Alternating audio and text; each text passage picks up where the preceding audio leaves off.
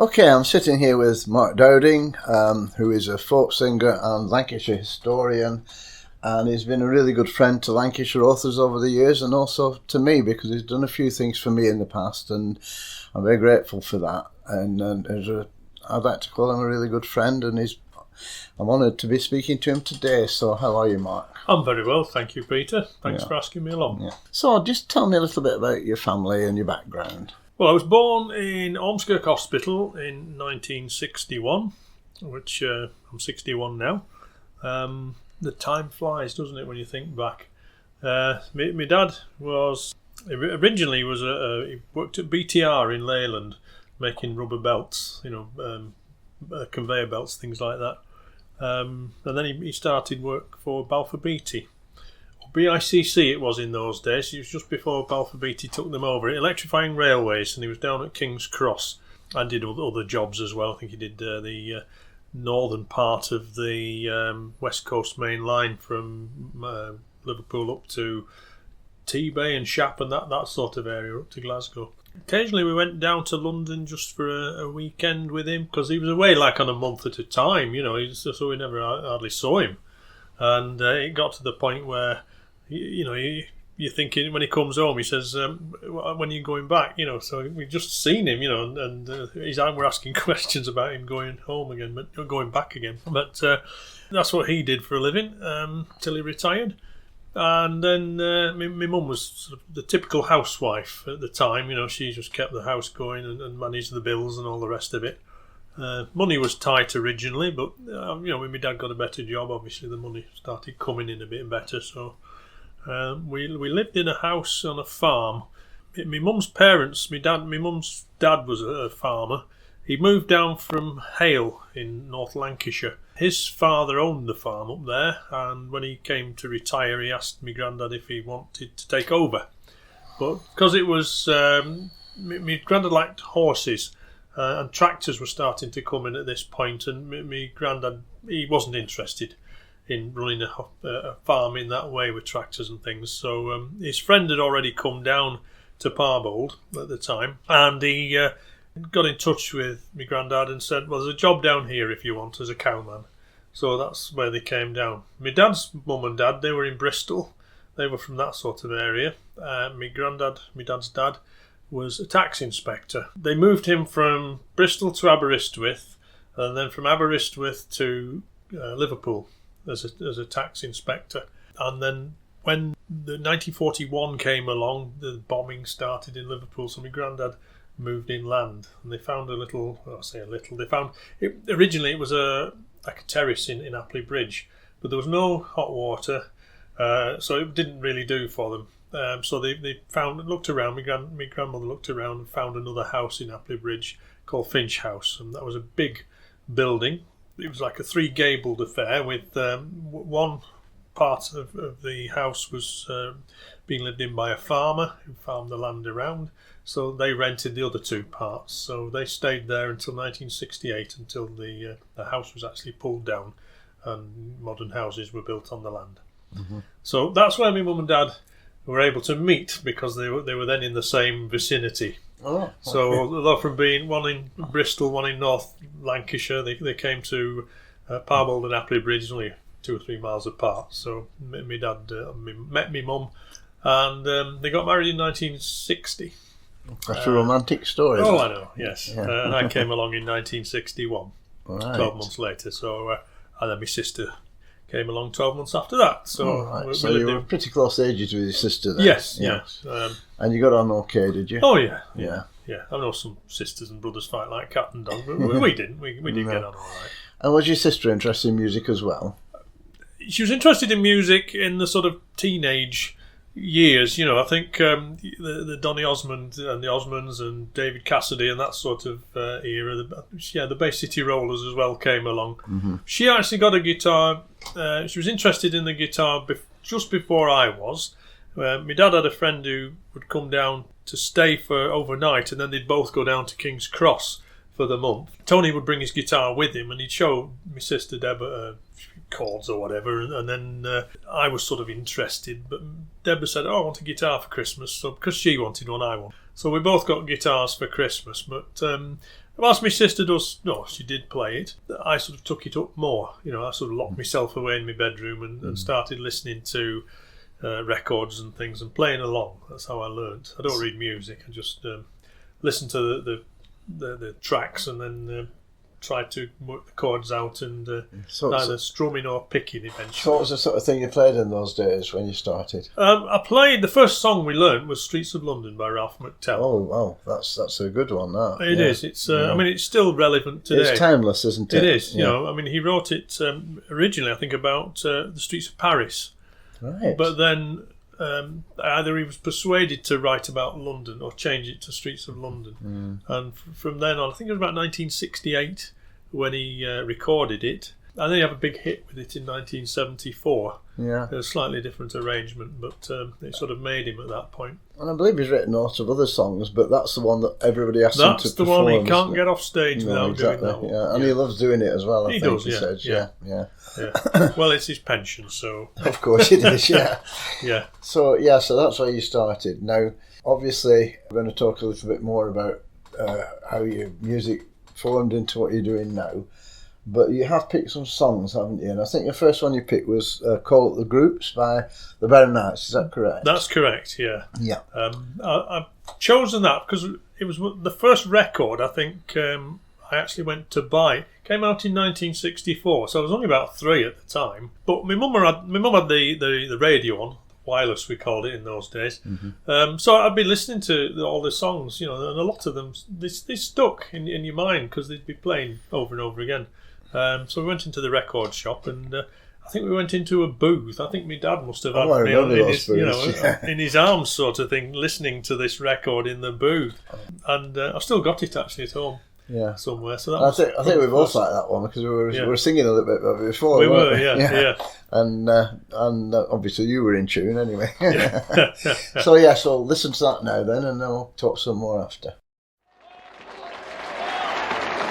Let them call up the other groups. We think it's a great idea. Send the searchers to Algiers for about 100 years. Let's wish them luck in their new career.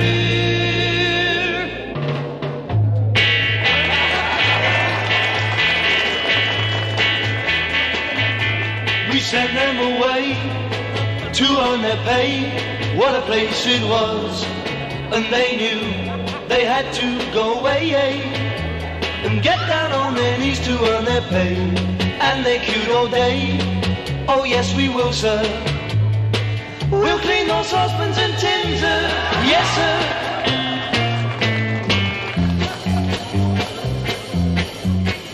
There's a little town in Cyprus that's hanging out the streamers to welcome the arrival of Freddie and the Dreamers.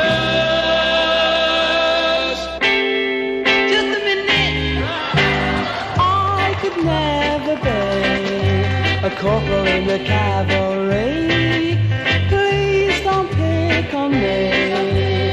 I am only 5'3". Now I don't like the army life, the Air Force don't like me. Now I can't join the Navy, 'cause I get sick at sea. Freddie has gone away, hip, hip, hooray.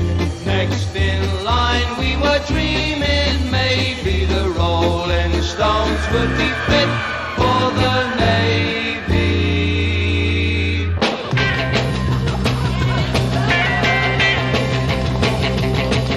We don't want to join the Royal Navy. We don't want to go to Hong Kong. We want to keep our hair cut, baby. We want to keep it long. We want to keep it long. We want to keep it long. We want to keep it long. We want to keep it long.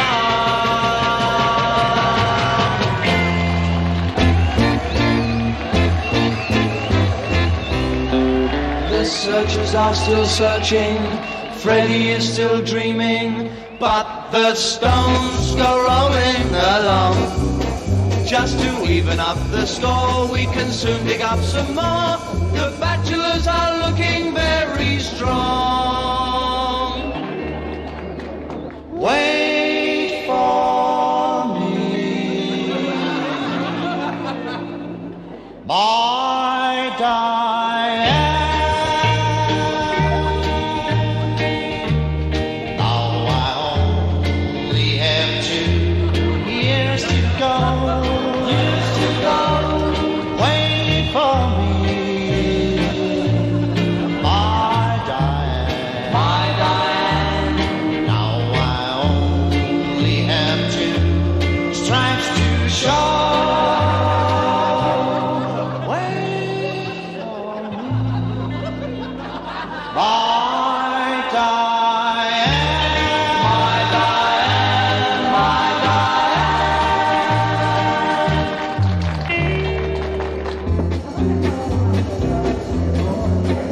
We have heard from secret sources there's a group ideal for the forces.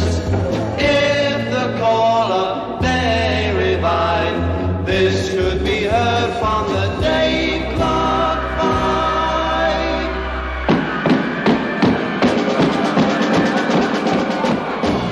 On the blisters, boots and blisters, we've been marching day and night.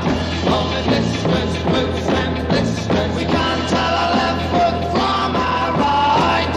On the blisters, boots and blisters, we've been sent to far off lands. On the blisters, boots and blisters, wish we were home doing one-night stands. There's just one group that we've left out there for talented people. When they're on stage, they twist and shout. Who is it?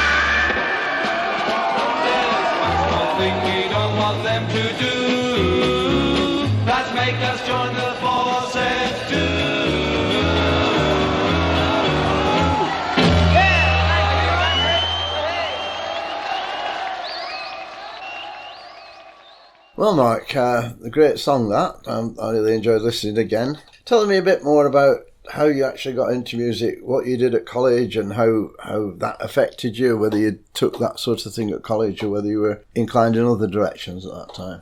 Singing Together was the big programme we had at school, which got me interested in music. I mean, at the time we didn't realise it was folk music. It was just there were just songs from this country and all over the world. But it sort of sowed the seed, I think, of the sort of songs that I grew up to like. Obviously, when we left primary school, we went to secondary school. Music was one of the lessons we did as properly. And again, we didn't do Singing Together or anything like that, but we would do music theory for the first part of the lesson. And then the teacher would come out of the back cupboard. You go in the back cupboard and come out with a record, and he'd carefully wipe it down and each side and put it on. It would be a classical record of some description.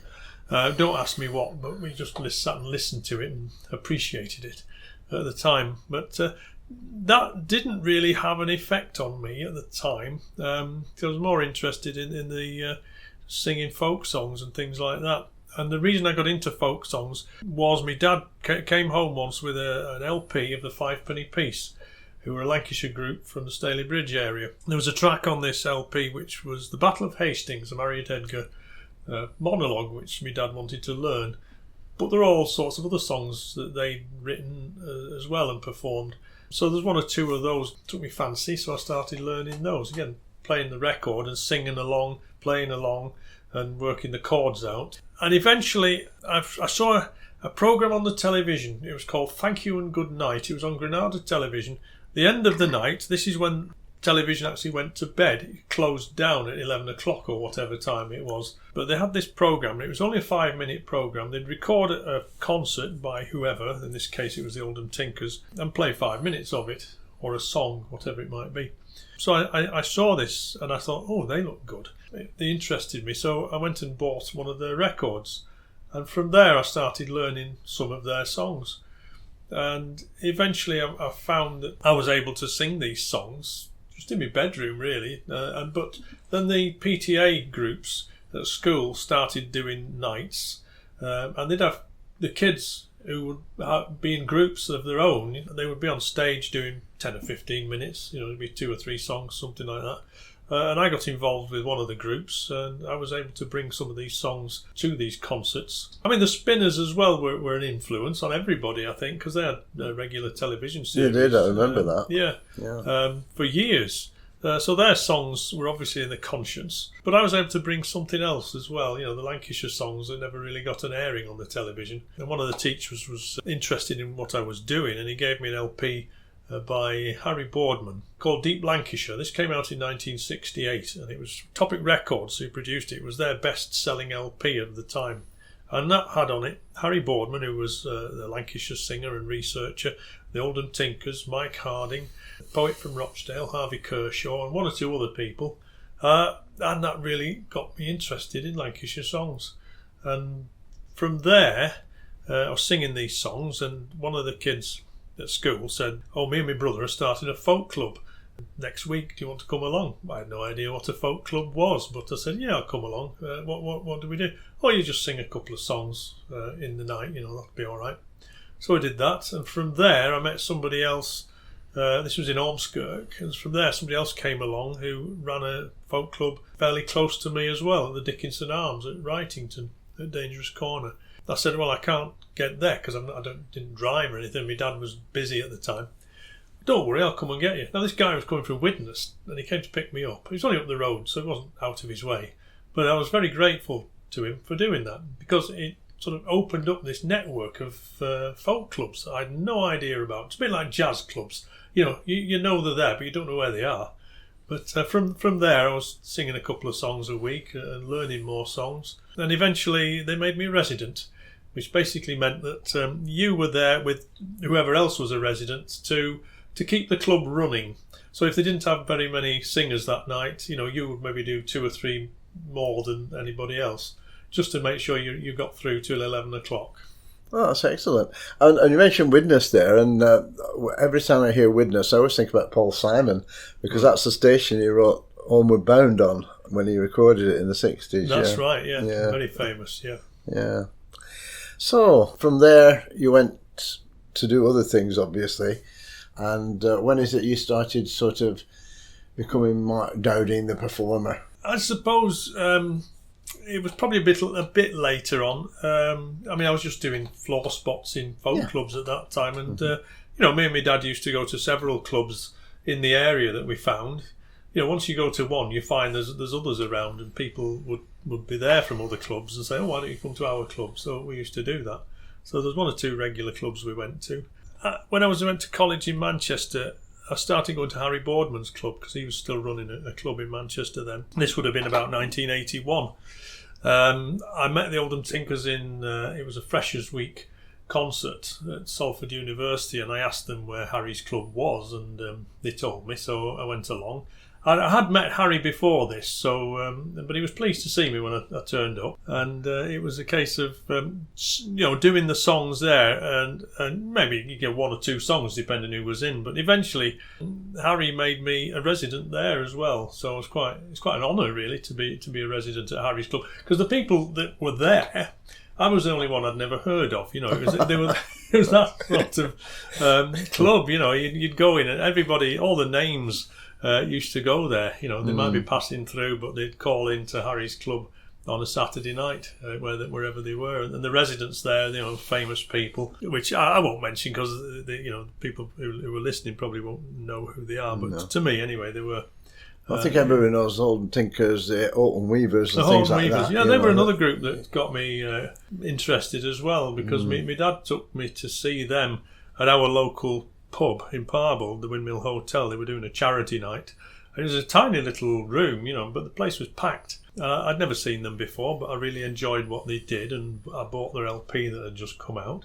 And again, listened to that, started singing along and playing with that. And some of those songs got into my repertoire. And I still see them. I still see the Horton Weavers. I mean, Tony sadly passed away a few years ago, but still in contact with David Littler. He rings me up occasionally, see how I'm getting on. And of course, the important thing about folk songs is that they mean something, don't they? They have a message.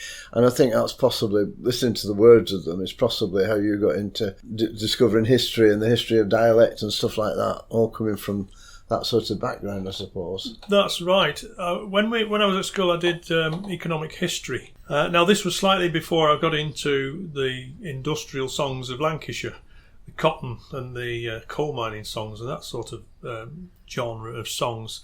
But it was so boring, to be honest with you. Listening to the teacher reading from her page, and we wrote it all down onto our page. It never sort of went through the brains of either of us. But had I been interested in the Lancashire songs a couple of years earlier, these history lessons were all about those songs. Right.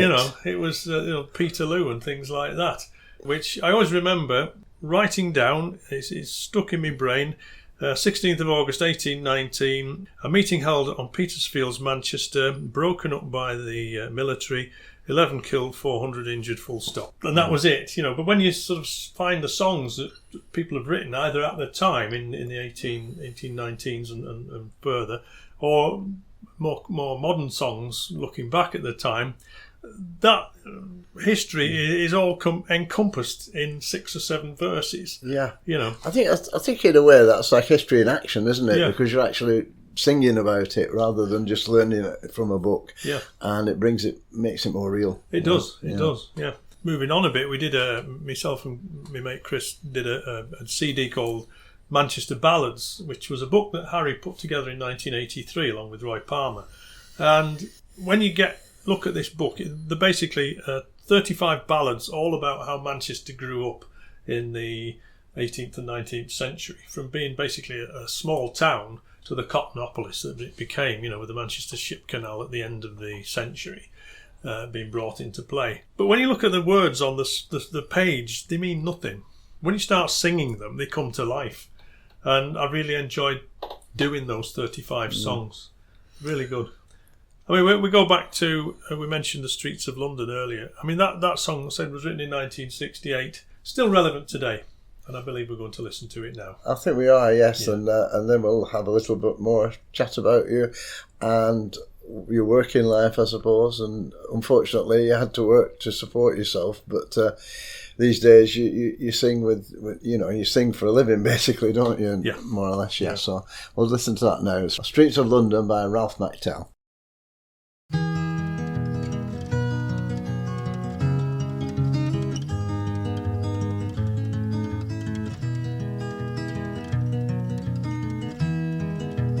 Have you seen the old man in the closed down market, kicking up the paper with his worn out shoes?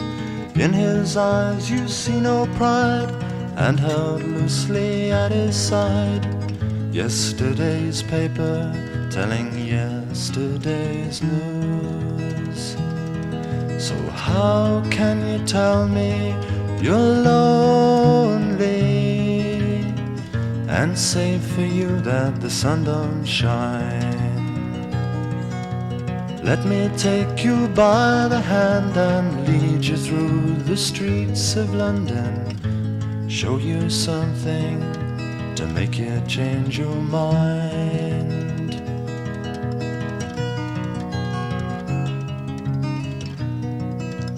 Have you seen the old girl who walks the streets of London, dirt in her hair and her clothes in rags?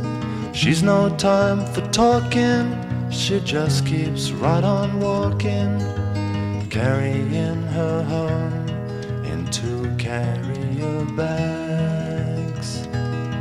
So how can you tell me you're lonely, and say for you that the sun don't shine. Let me take you by the hand and lead you through the streets of London, show you something to make you change your mind.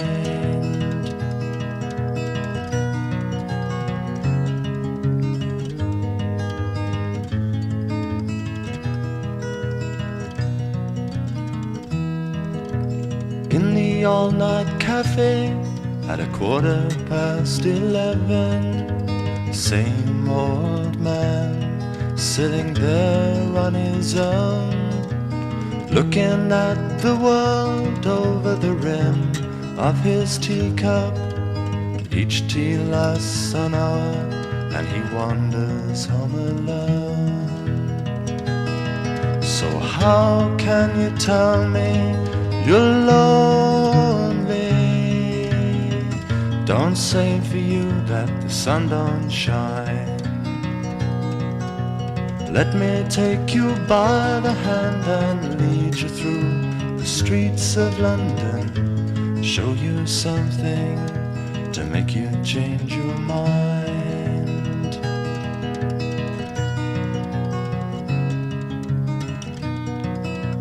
Have you seen the old man outside the Seaman's Mission? Memory fading with the metal ribbons that he wears. In our winter city, the rain cries a little pity for one more forgotten hero and a world that doesn't care. So how can you tell me you're lonely and say for you that the sun don't shine? Let me take you by the hand and lead you through the streets of London, show you something to make you change your mind.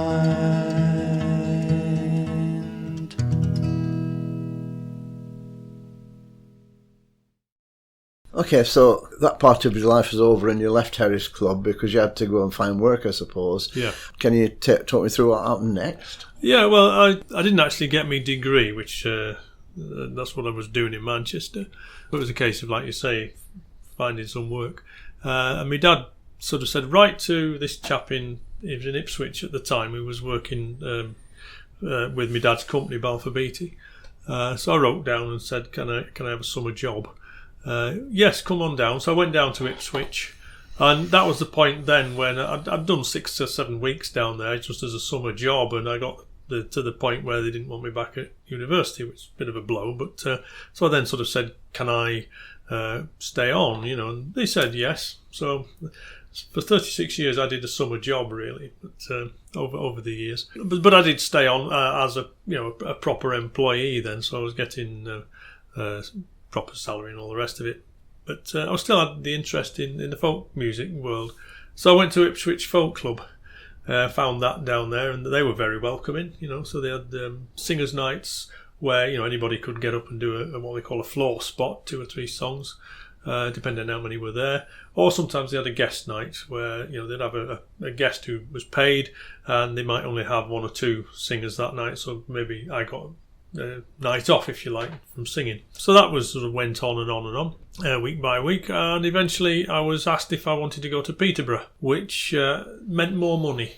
So of course I went to Peterborough, but I found the Peterborough folk scene, and up there you could do something every night of the week, so I was really busy doing that. Now I was when I was at Harry's Club, I never sang his songs, because you didn't, it was one of those things, you didn't sort of muscle in on somebody else's act. Although having said that, Harry very rarely did his Lancashire songs in the club. He would save those for any gigs he did, so he would do Lancashire nights. But occasionally he usually came in with his concertina and did maybe 1 song, but then he did other songs from his repertoire, and he had quite a big repertoire of songs.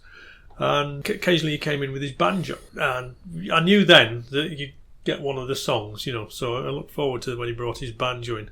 And there was one time he came in, he said, I'm thinking of getting a new banjo. And I said, what are you doing with that one? And he said, why, do you want to buy it? And Yes, and I've now got it. I've had it since 1984, something Excellent. like that. And it's still going strong, and it knows all the songs anyway. So anyway, Peterborough came, and I was out every night of the week. And it was, I think when I was in Ipswich, I got my first gig, my first paid gig. Oh, wow. That was in Bury St Edmunds. A chap called Dick Miles ran a club up there, and he said, "Can we book you for this particular night?" So he came down to get me, because again, I didn't have a car when I was down there. He came to get me from Ipswich, took me to the club in Bury, and took me back home again. So it was very good of him. So I got paid for that, which was a nice start, if you like. It was a very welcoming club. They're all welcoming clubs, really. And then Peterborough, I got a few more gigs as well around the town. So that was when it sort of started being a second job, if you like, rather than, and obviously the railway was the primary job. And when I was there, I met somebody who ran a little sing-around in a pub in Peakirk, just on the outskirts of Peterborough, and he ran the Peterborough Big Band, which I was into that sort of music, but he was looking for a guitarist, and he sort of asked me if I'd like to take the guitarist's seat, which filled me with dread, really, because it was like jazz, that sort of music. I had no idea. And they gave me a pad of music, and I was sort of trying to fathom out what the chords meant. They went by so fast. It was I couldn't really keep up. So I did the best. I did the best I could.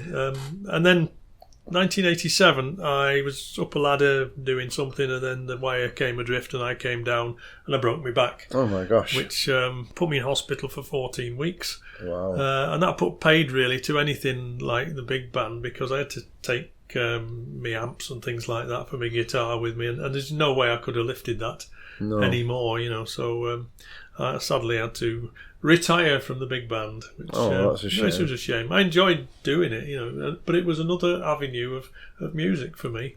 And having played that sort of music, I was able to use the experience and bring the chords, or some of the chords anyway, into the way I played with the folk music. So instead of just the 3-chord trick, just the C, F, G type of chords, I was able to put more chords in and develop my fingering style as well, for the guitar. So it did have its bonuses, if you like. So there was. There's nothing like listening to a big band, though. There isn't. No. We used to go to Spree Hill Club, and they had one called Sounds 18 there, and they played all the Glenn Miller stuff, and they were absolutely brilliant. And the atmosphere was electric in that club. Yeah. So that put paid to the big band stuff, but I was still able to do the folk stuff as well.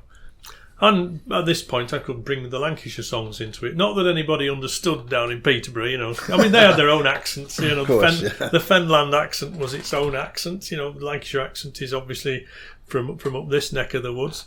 In fact, when I was living in Peterborough, my landlady, I always had to say sorry or pardon when she said something, because the brain just didn't click what she was saying. You had to get used to the accent. But the moment I'd said pardon, my brain clicked and said, "Oh, that's what she meant," but she'd already repeated it. So it got a bit embarrassing, that. But you get used to the way people talk in different parts of the country. But I was doing the Lancashire songs, and there was one song I used to do called Boughton's Yard. It was written by Sam Laycock, who was originally a Yorkshireman. He was brought up in Marsden in Yorkshire. Then when he was small, his family moved to Stalybridge in Cheshire, or that part, northeast corner, the southeast corner of Lancashire, Cheshire, that sort of thing, area. I think there's a bit of Derbyshire in there as well, if you look closely enough. But Boughton's Yard was a song about a courtyard of houses in Stalybridge. It's not there anymore. It's now where Tesco's is, opposite Stalybridge Market Hall. And it was rumoured that this song was the inspiration for a television programme. This writer apparently had heard this song and decided that it would make a good television programme. I'd heard this rumour, but I'd never seen it written down anywhere. There's a few books about, and I'm talking about Coronation Street now. So I wrote to Tony Warren, who was the originator of Coronation Street, and asked him, and I sent him a copy of the words, just in case he had no idea what I was talking about.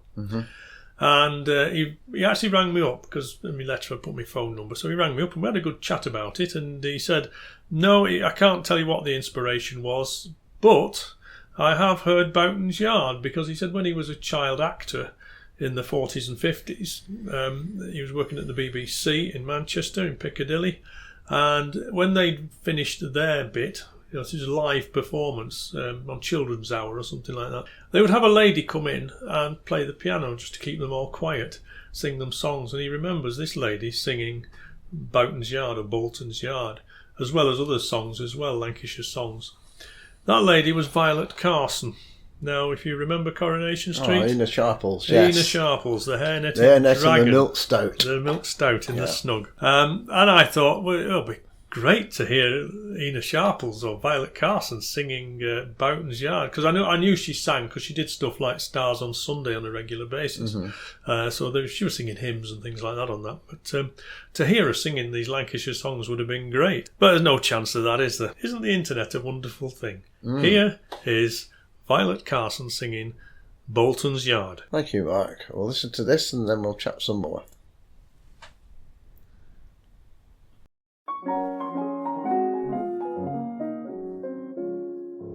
At number 1 in Boughton's Yard, my granny keeps a school. Who hasn't many scholars yet, who's not but 1 or 2. They say Toad Woman's rather cross, well, it may be so. I know she boxed me roundly once and pulled me ears and all.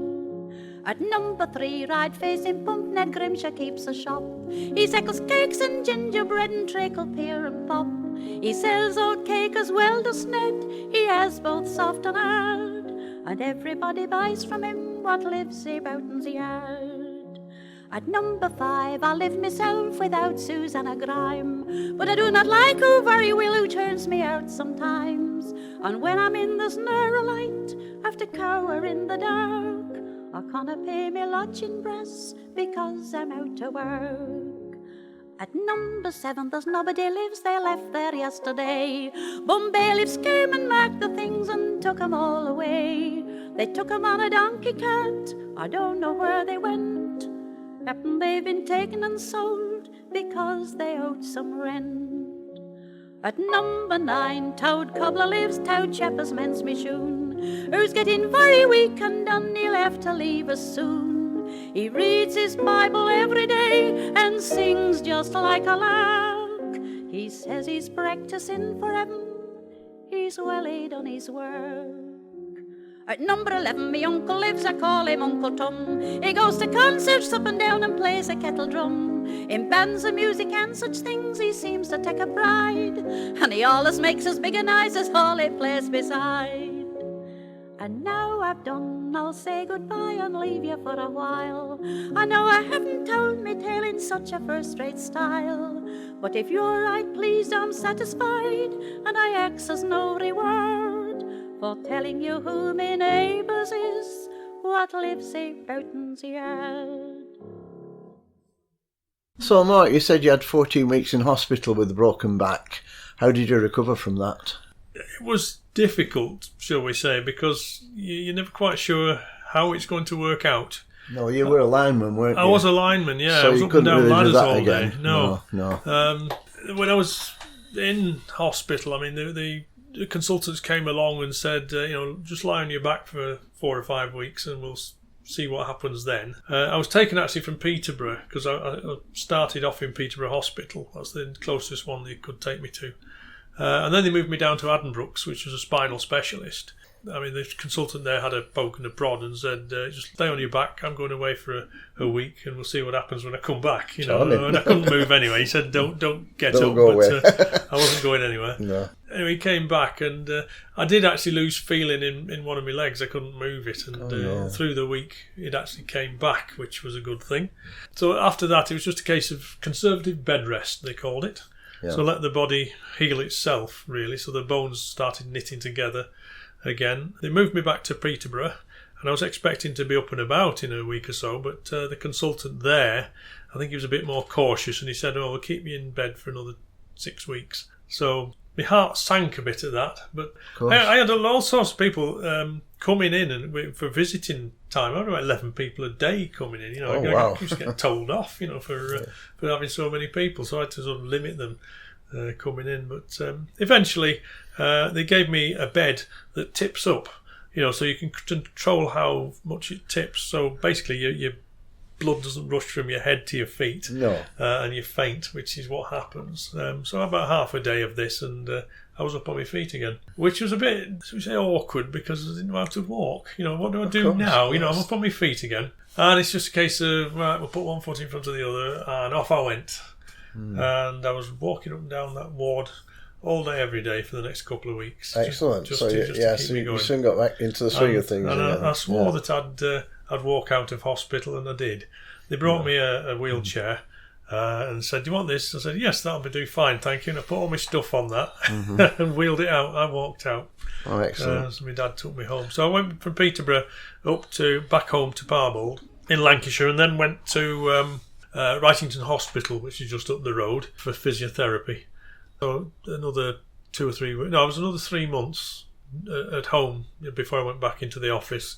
Now, there was no way I could go back up on ladders and things. The risk was too much. They actually had me in the office doing technical stuff, so I still had a bit of a brain there. So I knew what was going on. So it was quite an easy transition from site, if you like, up and down ladders, to sit in the office.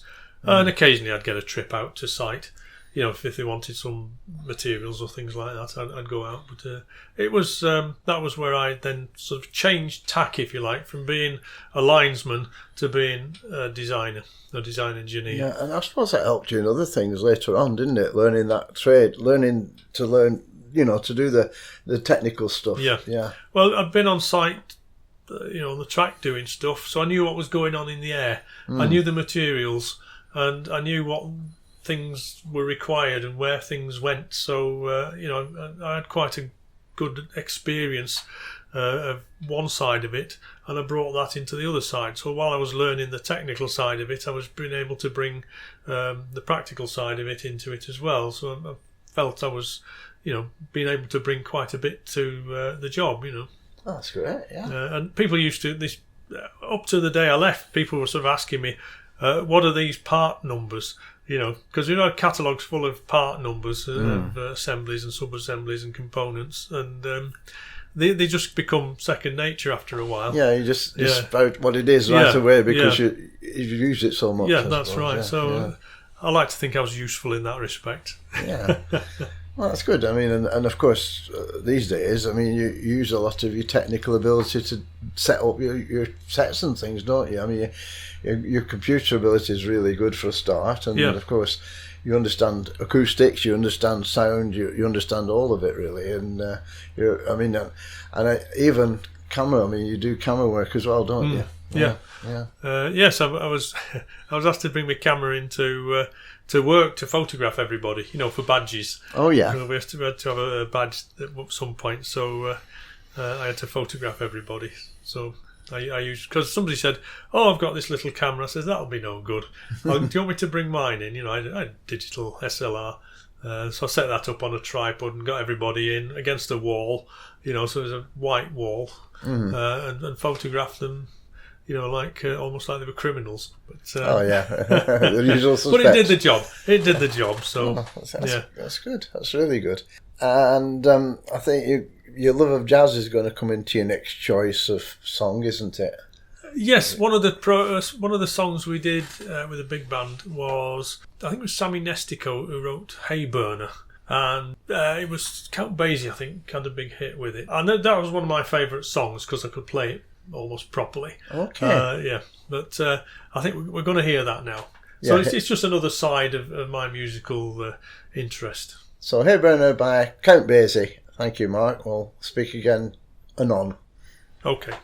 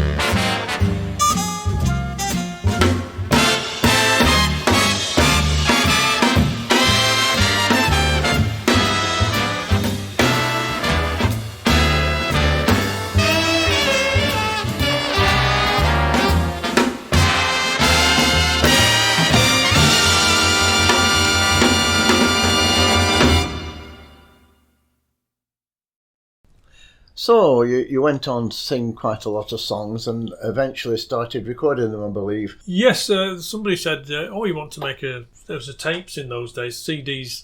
They were in, but they weren't in. They were too expensive, I think, for folk artists to, or certainly amateur. And I say amateur in the sense that we weren't being paid as a professional to bother with. But somebody said, you want to make a CD or a recording. So there was somebody I knew, Chris Pollington, who, if anybody remembers the group Strawhead, he was the keyboard player in that, but he also was a recording engineer for Dragon Records, I think it was. And he lived locally in Croston, which isn't far away from me. And he said, yeah, come along, we'll sort you out. So I did this recording with him, and it was basically in his back room. He'd sort of shuttered it all off with curtains and things to dampen the echo. And we recorded it, and I did 12 songs on this tape. And I was really pleased with the outcome, because I was able to do multi-tracking and things like that. So I could play guitar and a banjo and maybe a couple of vocal tracks as well. I didn't go mad on that because my first foray into it, and I didn't want to overdo it. No. I was pleased with that. And then I dropped out of the system because I moved to Sheffield with the job. Right. So I've got this case full of tapes and nowhere to sell them.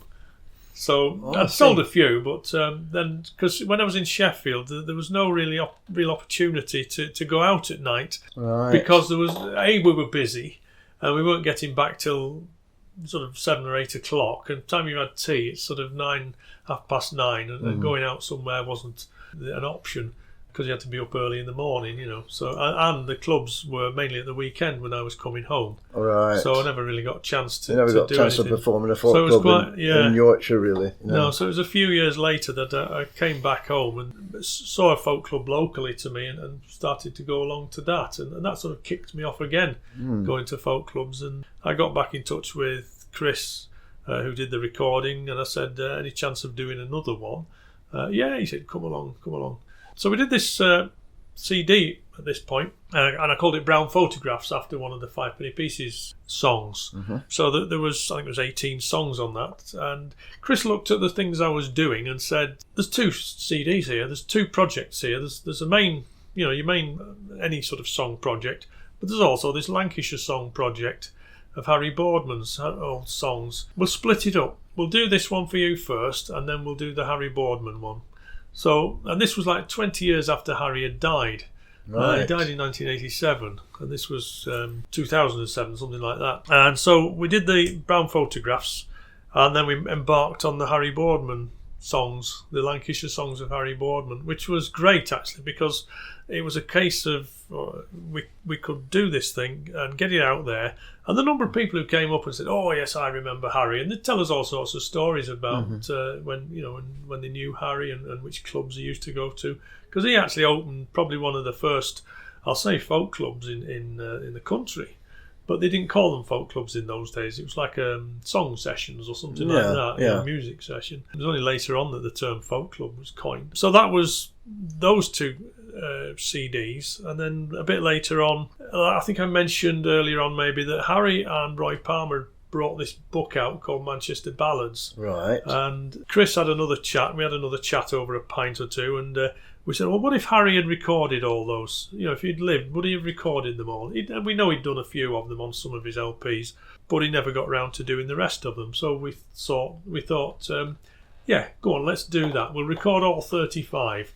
Took us 12 months to do it, and we got all sorts of information along the way, because Roy Palmer had sort of left it open to interpretation. And he said, if anybody comes up with any more information about any of these songs, please let us know. And we found the original tunes to 1 or 2 of the songs that they hadn't been able to find. I mean, when they produced the book, it was pre-internet, so it wasn't as easy to go and find tunes and things like it is today. And there's one song which we're going to listen to at the end of the programme, I believe, called The Calico Printer's Clerk. In the 60s, it was, somebody found the words on a broadside, and they put a tune to it. And it's a popular tune, a popular song. It was picked up by a lot of people. the chorus goes, she was very fond of dancing, but allow me to remark that one fine day she danced away with the calico printer's clerk. Everybody sang that tune, and everybody thought, yes, that's a great tune. But it wasn't the proper tune. It wasn't the original. We managed to find the original sheet music. It was written by Harry Clifton, who was a prolific songwriter of the time in the music hall era. The music was by Charles Coote Jr., and it's actually called She Was Very Fond of Dancing when you look at the sheet music. Right. Calico Printer's Clerk was just a subtitle of it. But we're going to hear that later on, and I think people will be surprised. Yes, and you're going to be performing that one yourself. I'll be singing that one myself. Yeah, which is excellent. Yeah. And I've heard it before, obviously. Yeah.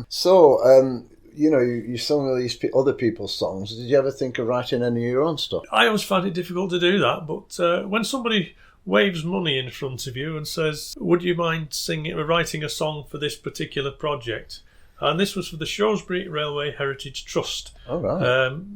Maggie, my other half, her mother was a director of this trust. They weren't going to restore the whole railway, but they were trying to restore bits of it, certainly buildings and things like that, and make people more aware of this old railway that ran from Shrewsbury to Llanymynech in mid-Wales. It didn't last very long once it had been built in the 1850s. The money ran out, and eventually somebody did try and revive it. Colonel Stevens, who was quite famous on the railway front for buying old engines and carriages and things like that, and restoring railways. But even he didn't have the chance to make any money out of it. Right. In the 1940s, the line was used for shunting munitions in and out of various places. But after that, it went, so it's not there anymore. So where did it run from to? It went from Shrewsbury to Llanymynech in mid-Wales. All right. Yeah, and back again. The mines at Llanymynech, so it went in and out. So it's called the Old Potts Railway. Have you performed that song at many places? I don't do it very often, to be honest. We used to do it. We do 2 or 3 concerts to raise money for the Shrewsbury Railway Heritage Trust. But I mean, occasionally I've done it since, but not very often. Is it one you've recorded? I have recorded it. Yeah. Oh, yeah. Well, I'll try and find that. Okay. Listen to it sometime. Yeah. Yeah. So, what's your next choice of music then? Well, the next choice is by Flanders and Swan. Oh, of course. Yes, I remember those. They were famous in the 50s and 60s. I think their big things were the Drop of a Hat and the Drop of Another Hat. It's like a review of things. And I think it is something called Wells Farrago as well, I'm starting to remember. Something like that, yeah. Because I did write an article about them at one time, and I actually got in touch with Flanders' widow, and she runs a charity called Tripscope. Tripscope, it's called, as a charity. She's American lady, and I interviewed her for the thing, which didn't actually get accepted by the lady, but I've got it somewhere, so I do know a little bit about them. And obviously he was in a wheelchair, and Swan played the piano, and they were really good at. I mean, I remember the omnibus song and things like that, And a Transport of Delight. And they were very, very, very, very witty, weren't they? They were witty. Oh yeah. So we'll listen to that now. Then, what's it called? It's called Slow Train. It's written at the time of the Beeching Acts. I remember that. The Beeching Report into the British Railways, which became known as the Beeching Acts. I think Beeching had a bit of a bad press over this. He's guilty of really swinging cuts on the railway. I mean, Cornwall virtually lost all of its railways, as did Wales. There were very few there, and all these little branch lines that ran from the villages to the towns were all cut. A lot of people's gardens now run over where the tracks used to run. I know some of the local ones that aren't there anymore. But they had a list. I think there was an article in the Guardian newspaper at the time, 1963, that sort of went through all these stations that were going to be closed. And Michael Flanders, in his way, incorporated these stations into the song. Some of them are still there. They talk about St Earth to St Ives. Those 2 stations are still with us. Oh, right. Yes. And I remember it actually spawned a comedy about 2 decades later. Old Dr. Beeching. That's correct, and Sue Pollard was in that, wasn't she? And all the gang from Heidi Eye, yeah. So, I remember that very well. So this is the song then, Flanders and Swan with Slow Train. On the Slow Train. Millersdale for Tideswell, Kirby Muxlow, Malcop and Scholar Green.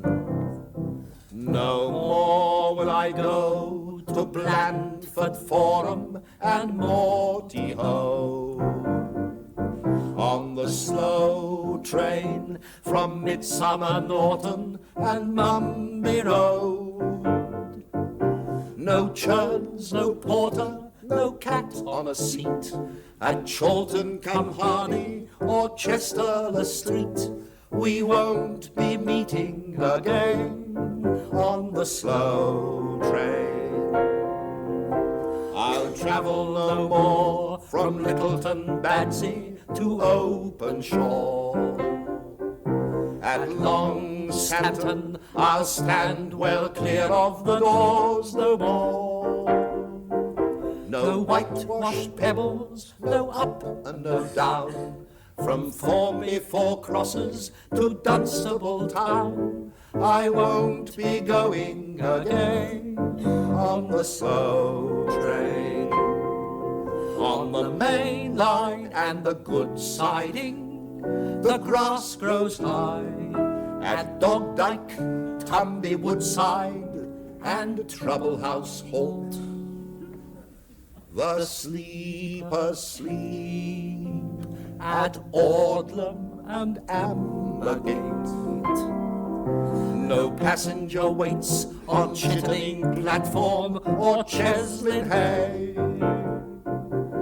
No one departs, no one arrives, from Selby to Goole, from St. Earth to St. Ives. They've all passed out of our lives on the slow train, on the slow train. Cockermouth for Buttermere, on the slow train. Armley Moor, Adam, Pie Hill and Summercoats, on the slow train. Windmill End.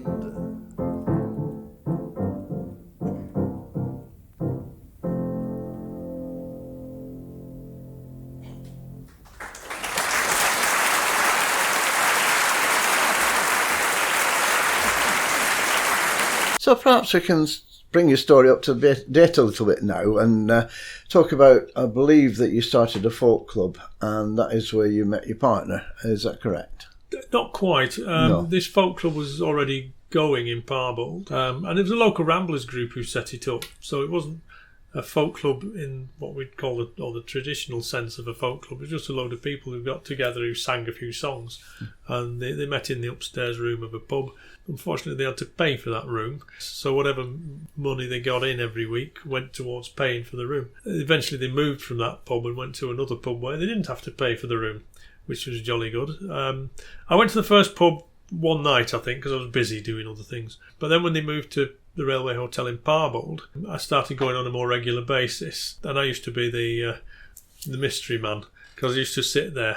I don't think anybody knew me. I didn't really know them. So I used to sit there on my own and do the songs, when I was asked. And eventually the guy who ran it didn't want to run it anymore. So I was asked, there was a meeting and it was a case of who shall we get to run it? And all eyes came to me for some reason because I'd had experience in running clubs. I didn't want to do it on my own. So Maggie, who is now my partner, decided, she'd help me run that. So we started running it. Eventually, the brewery decided that they wanted to change the pub round. So the room we had was no longer viable because it was being knocked into one area around the bar. So it was going to be a sports pub with pool tables and screens and all the rest of it. So we set off on this amazing pub crawl around the area to find another venue. What pub crawl isn't amazing? Oh, I know. Anyway, the fact is, we just went to one pub and we asked if their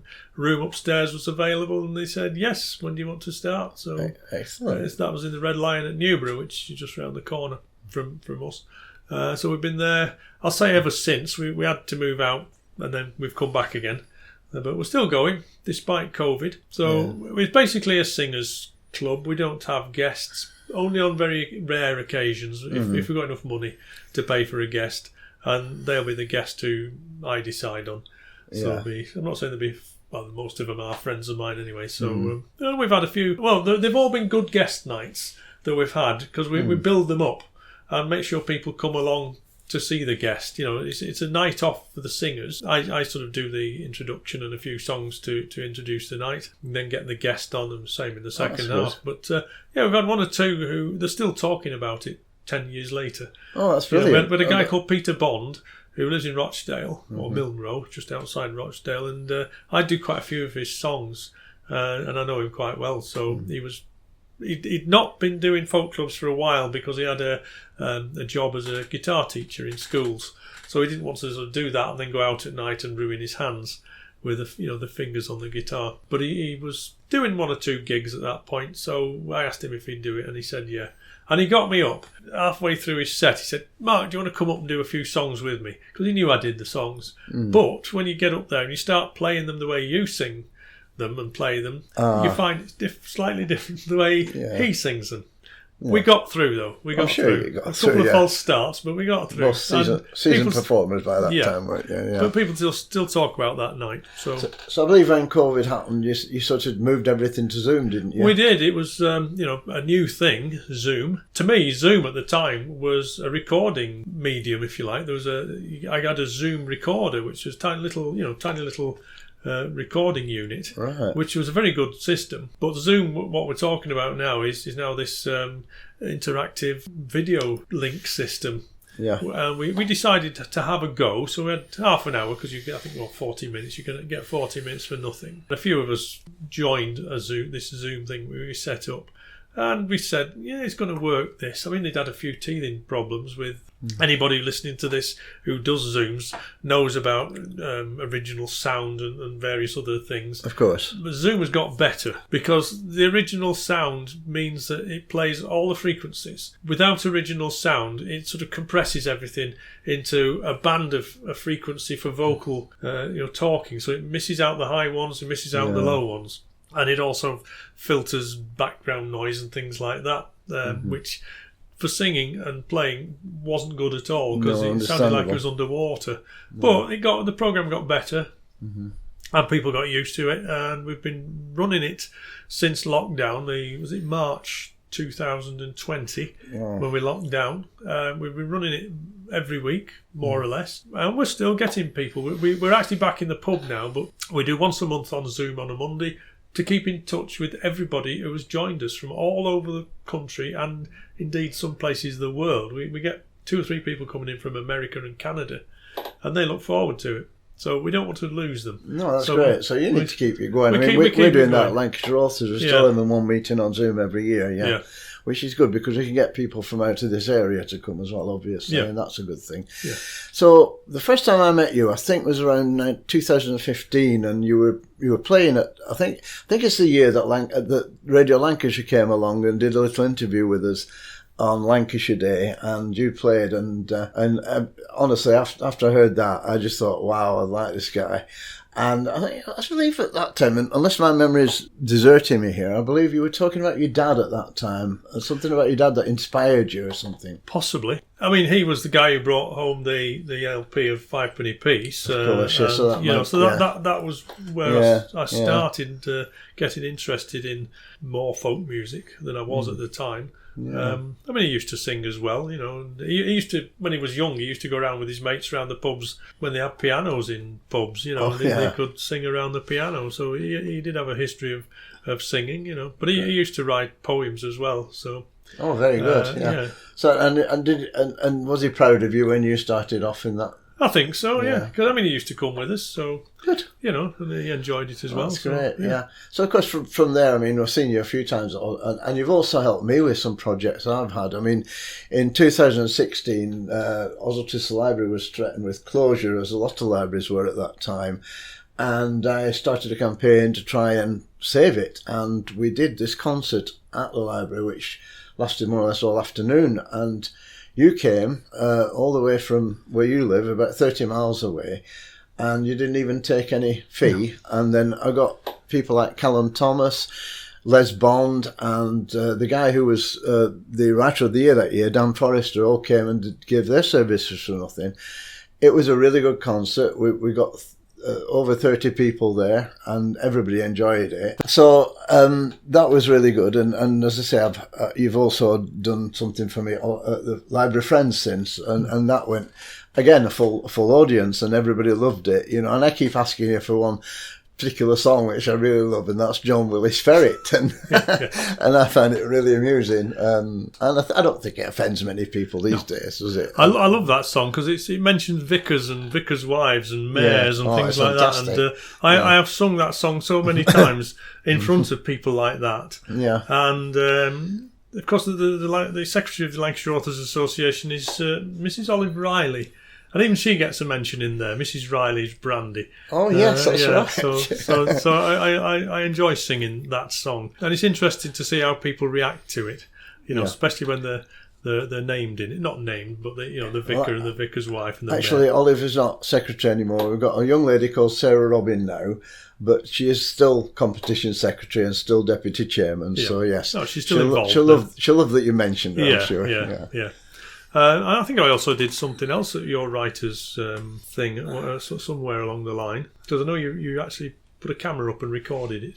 That's right. Yes, we used to. What we did, the Authors Writers Group, which I started in 2010, obviously with the hiatus with when the library shut for a bit and then opened again, and then obviously with COVID. But since 2010, I've got it back up and running again now. And we used to have a Christmas do.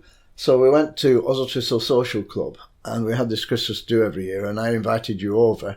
Again, you came for just expenses, which was wonderful, and you spent a good 2 hours there, didn't you? Yeah. And you brought some CDs, and people bought them. I bought some as well. You even wrote a poem for the occasion, as I remember. I did, yes. Yeah. It was called "Getting Her Out of the House," and it's about trying to get your other half to get ready to go somewhere. That's right. I remember that. Yeah. Well. And if anybody wants to listen to that, it's still available on YouTube. It is, and it's just Mark Dowding at Oswald Social Club. Yeah. So that's great. Is there anything else you want to add before we? Do you want to give any advice to anybody that might want to follow in your steps as far as folk singing is concerned and stuff?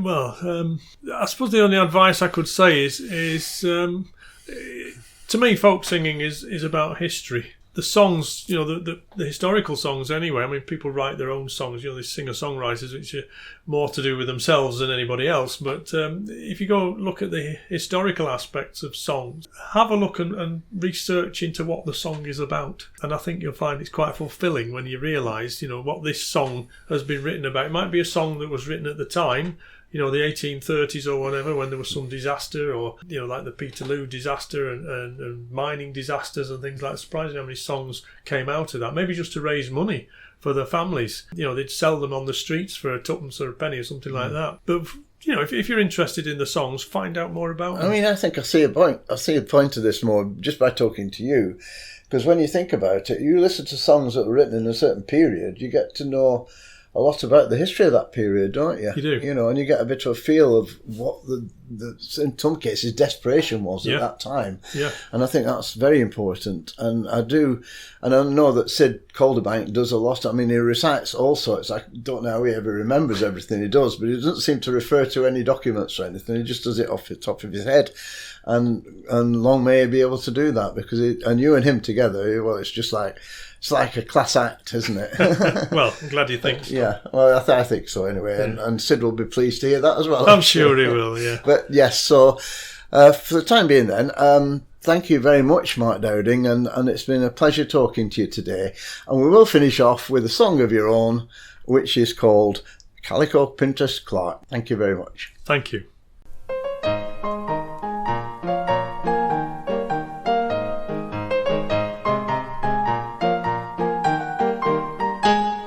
In Manchester, that city of cotton twist and twills, there lived the subject of me song, the cause of all me ills. She was handsome, young and 20, her eyes were azure blue. Admirers she had plenty, and her name was Dorothy True. She was very fond of dancing, but allow me to remark that one fine day she danced away with the calico printer's clerk.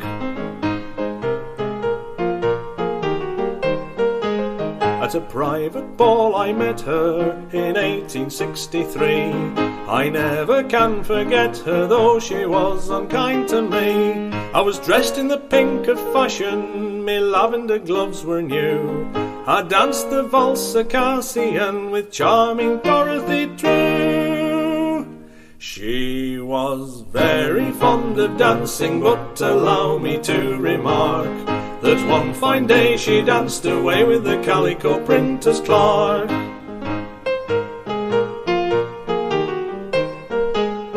We schottished and we polkaed to the strains the band did play. We valsed and we mazurkaed till she valsed me heart away. I whispered in this fashion as round the room we flew, doing the Varsavinia, I love you, Dorothy True. She was very fond of dancing, but allow me to remark that one fine day she danced away with the calico printer's clerk.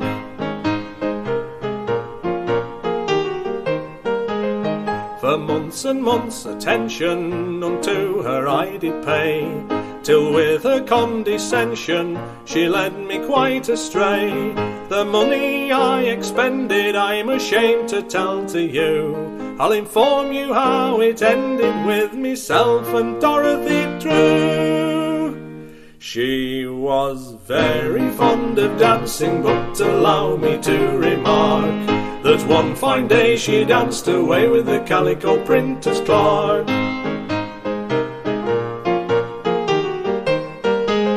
I received an intimation she a visit meant to pay unto a near relation who lived some miles away. In a month she'd be returning, I must take a short adieu, but her love for me was burning, deceitful Dorothy True. She was very fond of dancing, but allow me to remark that one fine day she danced away with the calico printer's clerk.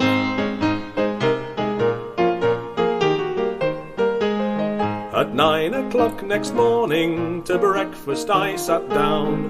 The smile my face adorning was soon changed into a frown, for in the morning paper a paragraph met me view that Jones, a calico printer's clerk, had married Miss Dorothy True. She was very fond of dancing, but allow me to remark that one fine day she danced away with the calico printer's clerk. She was very fond of dancing, but allow me to remark that one fine day she danced away with the calico printer's clerk.